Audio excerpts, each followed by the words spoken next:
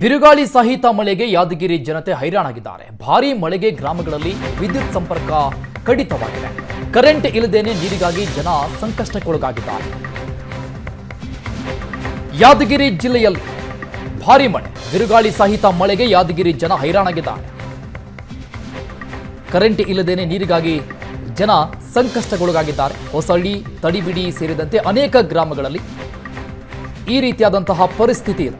Current ಇಲ್ಲದೆ ಬೋರ್ವೆಲ್ಗಳಲ್ಲಿ ನೀರು ಬರ್ತಾ ಇಲ್ಲ. ಅಧಿಕಾರಿಗಳ ನಿರ್ಲಕ್ಷ್ಯಕ್ಕೆ ಗ್ರಾಮಸ್ಥರು ಆಕ್ರೋಶವನ್ನು ವ್ಯಕ್ತಪಡಿಸ್ತಾ ಇದ್ದಾರೆ. ಪೂರ್ವ ಮುಂಗಾರಲ್ಲಿ ಸುರಿತಾ ಇರುವಂತಹ ಭಾರೀ ಮಳೆ ಕೆಲವು ಕಡೆ ಬಹಳಷ್ಟು ಅವಾಂತರಗಳನ್ನು ಸೃಷ್ಟಿ ಮಾಡ್ತಾ ಇದೆ. ಬಿರುಗಾಳಿ ಸಹಿತ ಮಳೆಗೆ ಯಾದಗಿರಿ ಜನತೆ ಹೈರಾಣಾಗಿದ್ದಾರೆ.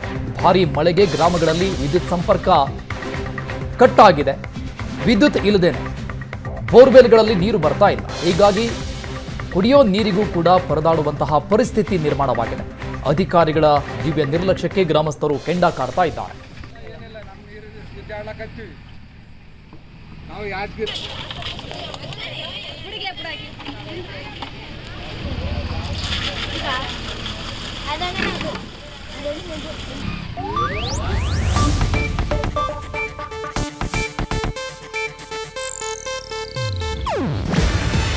ಇದು ಏಷ್ಯಾನೆಟ್ ನ್ಯೂಸ್ ನೆಟ್ವರ್ಕ್ ಪ್ರಸ್ತುತಿ.